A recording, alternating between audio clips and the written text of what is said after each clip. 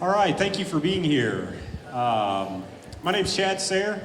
Most of you probably know me, but I'm the very proud principal here at Platte County High School. Today, I've been given a very short leash, so I can't talk very long. But you know how crazy of a day it is when you measure your craziness by your Fitbit. So I'm well over where I need to be. So again, I want to thank you for being here. Tonight's a little bit different of a format we've tried in the past. Again, we're a continuous improvement organization, so we're trying some new things tonight. Please give us some feedback, things that you like, things you don't like. But I want to thank you again. Listen to the information. There's a lot to soak in, but we're trying to break it up into smaller chunks. Ask a lot of questions.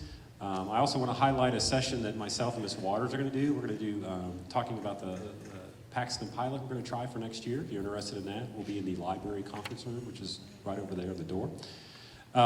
Thank you again for being here. I'm going to turn it over to our head counselor, Mr. Jeff Heckman. Thank you.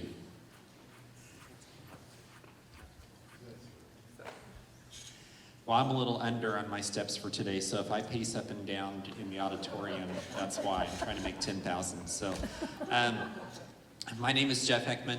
I'm one of the counselors here at Platte County High School. I work with the students whose last names start with the letters L through Z, that are juniors and seniors. And the rest of our counselors are here tonight as well, but I know that they're still helping parents that are coming in, so I'll introduce them in a little bit. As Dr. Sayre mentioned, we do have kind of a different format for tonight. And so with the information that I'm going to go over, I'm actually going to go through my part of it pretty quickly. This presentation usually takes about an hour, and I'm going to try to condense it down into 20 minutes. But in doing so, I don't want you to think that you're going to miss out on information tonight, because a lot of the information that I would cover through these presentations, you're actually going to hear from the teachers themselves in the classrooms. And I think that you're going to find it much more valuable to hear it from those people who actually teach the curriculum here than to hear my take on those things. So I hope that you find that that is valuable to you and serves your time well. So the first thing that I want to stress for tonight is the personal plan of study.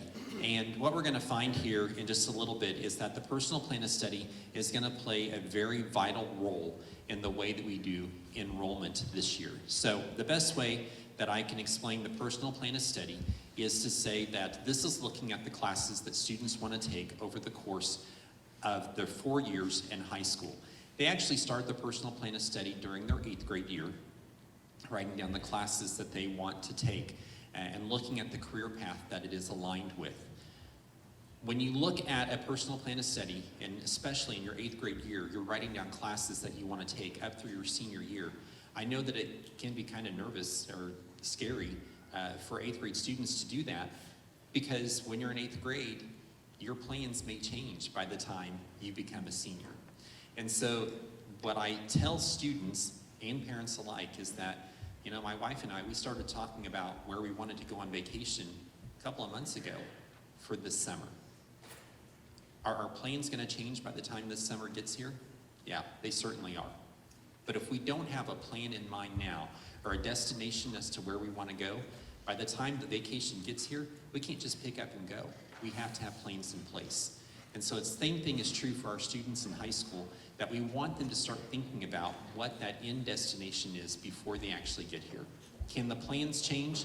Yes, they can, and they will. But we want them to start thinking about the end now. So, personal plan of study plays a very vital role. The personal plan of study that we're going to use for next year actually looks like this. We're combining it with the enrollment form. So, what you will or may remember from the past is that the enrollment form that came home with your students was a double-sided piece of paper, had all of the classes listed on it that we offer here at Platte County High School that students can take for their particular grade level. Students were asked to circle the classes that they wanted to take. They brought back the form, and then we entered their course choices for them.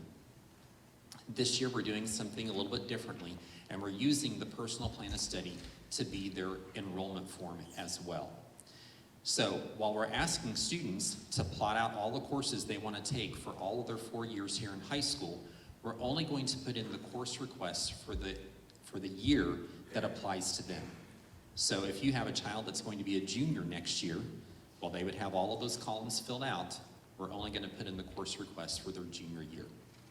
Again, we want them to think more seriously about the classes that they want to take all 4 years in high school and the end goal that they have in mind.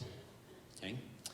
Now, this enrollment form becomes even more important because of a change that we're making in the ways that students enroll for their courses for next year.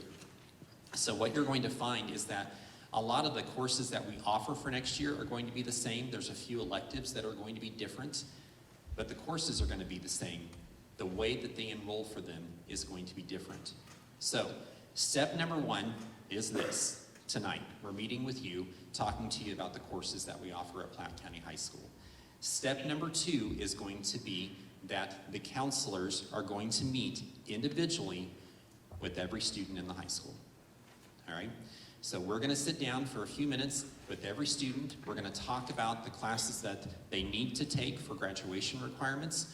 We're going to talk about the classes that they need to take because they might apply to their career path, their courses that are in their best interest. We're talking about our credit requirements, all of those types of things. All right? And then once we have had a chance to meet with all of our students, then we're going to go to the third step, which is very much different from what we've done in the past. Typically in the past, what we do is we ask for those students to return their enrollment forms with your signature, and we put them in. So what's going to look different is this year. So this year, there's going to be a second part to this enrollment night. And what that is going to be is during what is normally our spring parent-teacher conferences. Now, we're not doing away with spring parent-teacher conferences. That's still a time where parents can come and they can talk to teachers. But additionally, what we're going to do is we're going to schedule a 10-minute appointment for every student and their parent to meet with that student's seminar teacher. During that time, the seminar teacher is going to look over the personal plan of study enrollment form and make sure that that form is filled out.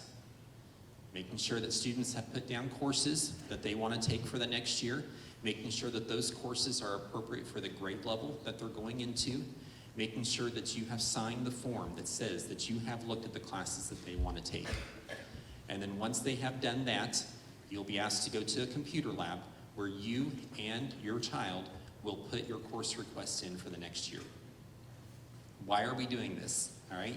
We're doing this because, one, we want to open up the doors of communication. You may have questions. And I know that there are times when students bring those enrollment forms home and they sit down with you and they say, I need you to sign this. What is this? There may not be that much time that's spent going over the classes that are on there. And if there is time spent, you may have questions that you're not allowed to ask because there's no teacher around, there's no representative from the school around. So we want to open up those doors of communication so that you can go and visit with teachers and ask questions about the classes that your child is wanting to enroll for the next year.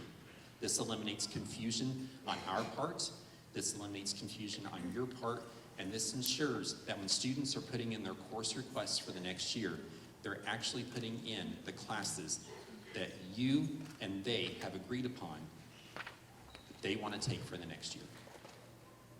So, this process is quite a bit different. It's not about them just bringing their form back to school. It's about you coming with them to the school to meet with their seminar teacher for 10 minutes or less, putting in those course requests, and making sure that our students are in the right courses and the courses that are best for them.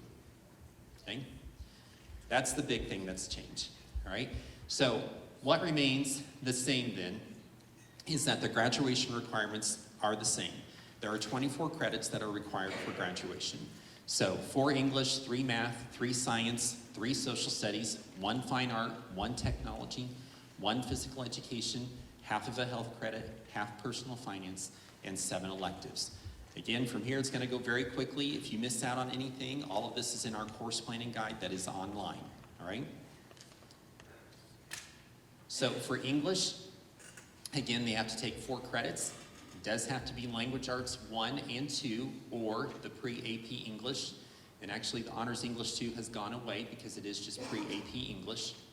English 3, the AP courses, and then there's lots of courses there that they can take their senior year. We do offer some electives, speech, advanced speech, and creative writing. Those also can be taken for language arts credit. In math, they need 3 credits. It does have to be Algebra 1, Geometry, and Algebra 2. Or if they took Algebra 1 as an 8th grade student, they have to take Geometry, Algebra 2, and then a 3rd math credit. For science, they have to have 3 credits. One of those has to be biology. The other 2 credits are of their choice. There's several choices there that they can do. For chemistry 2, I do want to point out real quick, this is the only class that we have that is offered for dual credit that has to be taken as dual credit. So students who are in chemistry 2, they do have to pay to take that class for the college credit. And what's most important to understand is that they have to have a 22 on the math portion of their ACT. So if there's any students who are thinking about taking Chem 2, we need to start taking the ACT. Social studies, 3 credits, American history, world history, and government. And then we have several electives there. But again, to get those 3 credits, it does have to be American history, world history, and government. Other classes that we offer, so for fine arts, they can take anything in music or band. They can take art, theater classes. For technology, the computer classes that we offer here are Project Lead the Way classes. Those all fulfill the technology requirements. And then, of course, taking physical education classes, the health class, and personal finance. Want to make sure that you're aware, too, that we do offer 2 opportunities through the Northland Career Center and Northland CAPS. So for our students who are going to be juniors and seniors next year, if they want to pursue Northland Career Center or Northland CAPS, they are more than welcome to do that. Now, there is kind of a process to get into that, and one is that it's a requirement that they have a shadow visit for Northland Career Center, and then it's not a requirement that they shadow Northland CAPS, but we do ask that they do create a shadow visit before they go.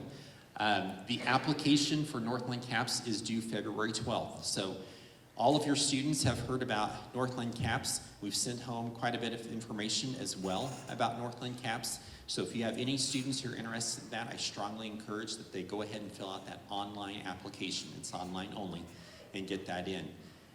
Then for Northland Career Center, any student who wants to shadow over there, the first step is to fill out the application. It does not require them to attend the Northland Career Center, but that is the first step to getting a shadow visit, is to fill that out. I cannot stress enough the enormous opportunity that these 2 programs bring to our students. Northland Career Center is training students for those industries that they want to go into and is giving them hands-on experience in learning about programs. Northland CAPS exposes students to a wide variety of careers that are out there. We find a lot of students go into Northland CAPS because they just know that they're interested in a certain area, but they may not know the specific career. And then they come out of that program knowing exactly what that career is.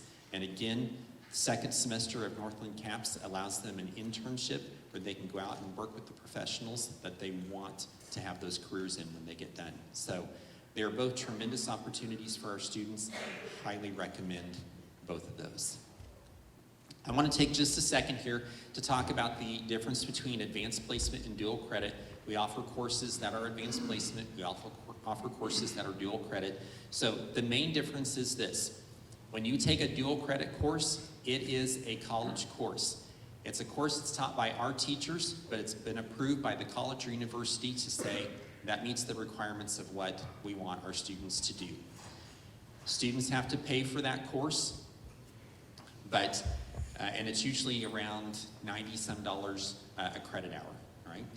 But whatever grade they end up getting in the class here is the grade that they're going to end up getting from the college or university. The difference between that and the AP is that students take the course all year long. They don't pay any money up front, but then at the end of the year, they take an AP exam, which is $92 this year, right? They take this exam. The AP exam is scored on a scale of 1 to 5. If they get a 3 or higher, that is credit that is widely recognized by many colleges and universities across the country. So a lot of people would say, well, why would we run the risk of taking the one exam at the end of the year when we know that whatever grade we get in the class is the grade the college is going to give us? And the main difference, I should say, is because the AP college credit is more widely recognized as the credit that you're getting, whereas the dual credits may or may not transfer as the actual class if you want to take it to another university. Okay? Now, we've partnered with Missouri Western and UMKC. I don't know that we've had any problems with those credits transferring to other universities, but you do run that risk. So that's kind of some things to consider when deciding whether to take AP or dual credit. Okay? For students who are college bound, outside of the graduation requirements, we still recommend that they have 4 English credits, but then we also recommend that they have 4 math credits, still 3 social studies, but 4 science credits, and we do strongly recommend 2 credits of a foreign language that are consecutive. 1 credit of a fine arts. Strongly encouraged to take dual credit and or AP classes, maintain a minimum 3.0 GPA, and achieve the Missouri State average on the ACT, which was currently 21. All right? So we do recommend these things for our college-bound students. Schedule change policy, something to keep in mind too. We just ended schedule changes for second semester, so it's been quite the week for us this week. But schedule change policy, pick those classes very carefully. The policy is strictly enforced. Looking at the policy, we only change courses for the following reasons: if a prerequisite was not met, if it's giving them duplicate credit in something, if it's a graduation requirement, or if they were wanting to go to a more challenging course. So we certainly allow students to go up in rigor on courses, but not come down. Okay? Again, that career and educational planning guide is going to have more detail about everything that I just talked about. You can find that at the Platte County website, plattecountyschooldistrict.com. Go to the high school and then click on the Counseling Center tab, and you can find the career and educational planning guide there. Okay, so I told you that was really fast, right? But again, you're not missing out on anything. You're just going to get it from a different source. So before I take questions, I do want to call down Mrs. Hartland, who is our A+ coordinator, and let her talk for just a little bit. Thank you. Thank you for coming this evening. This is such a great way to get you and everyone the information that you may need, rather than trying to send it individually in a text message or email, or send it home with your students. So this way you're getting the information firsthand from us. A+ is an excellent opportunity for your student, and it actually begins at the freshman level. I want to just quickly go through what your student can benefit from this, and then you can come see me at my table.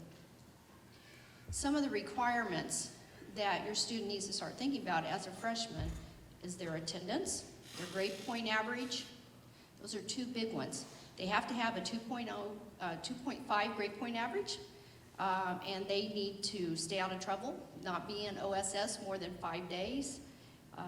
They want to score proficient on the algebra EOC or a 17 on the math ACT.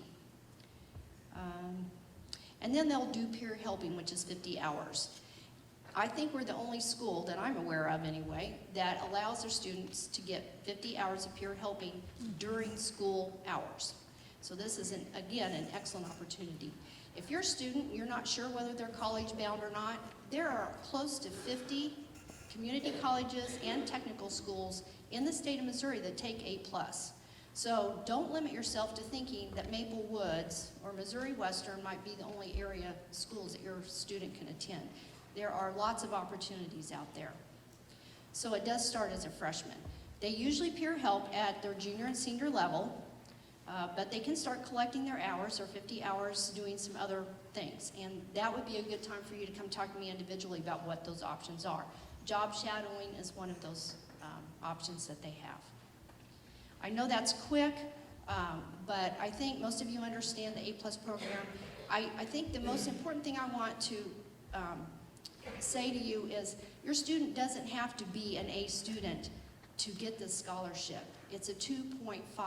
It's intended for those students who aren't going to get the 4.0, but still need some money to help them with college education. And this pays for almost 2 full years at Maple Woods, as for an example. It's almost $7,000. So I tell the students, when they go do peer helping, you're putting $7,000 in the bank to help you with 2 years of college. So how could you not pass that up? Okay, thank you. Okay, so again, the big change for this year is the way that students enroll for the courses. And that is coming back on February 24th for those spring parent-teacher conferences to sit down with a seminar teacher just for a few minutes and let's make sure that everything has been done correctly together, right?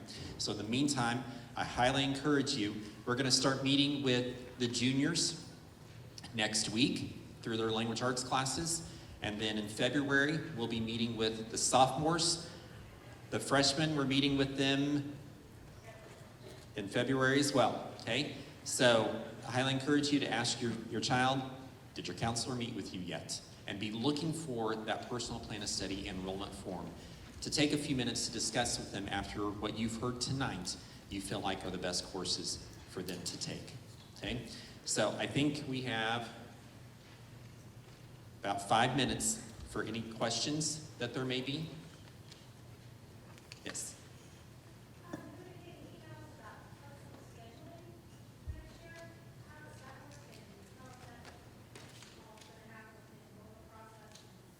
So for the Flex Mod scheduling, that's the pilot program that they're going to do in the Paxton building.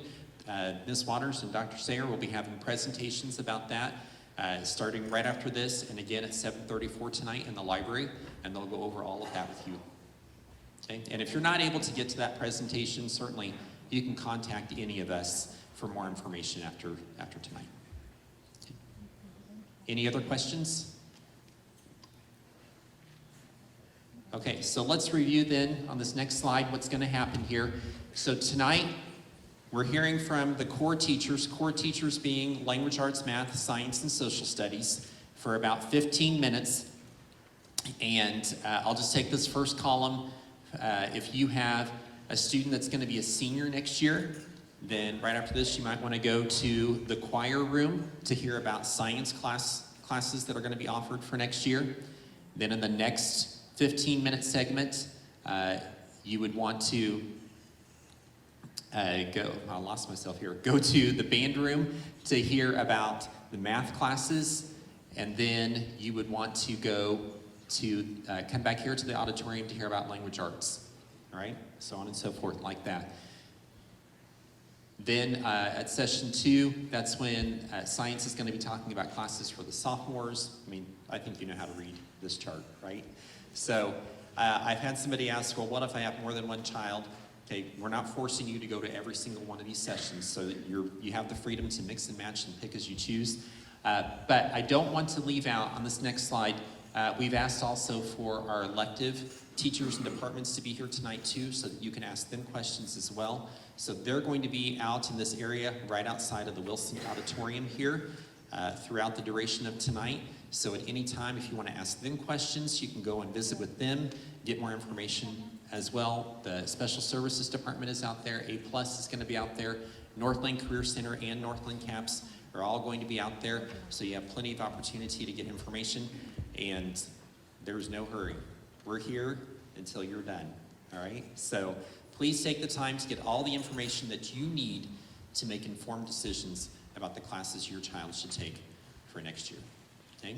Again, pilot program information at 7 and 7:34 in the library. So with that, first language arts session starts in here. So if you have a child in the grade level that language arts is covering in here, they're next. All those other rooms, go out of the Wilson Auditorium, take a right, and you'll see the signs. Thank you for being here tonight. We appreciate it.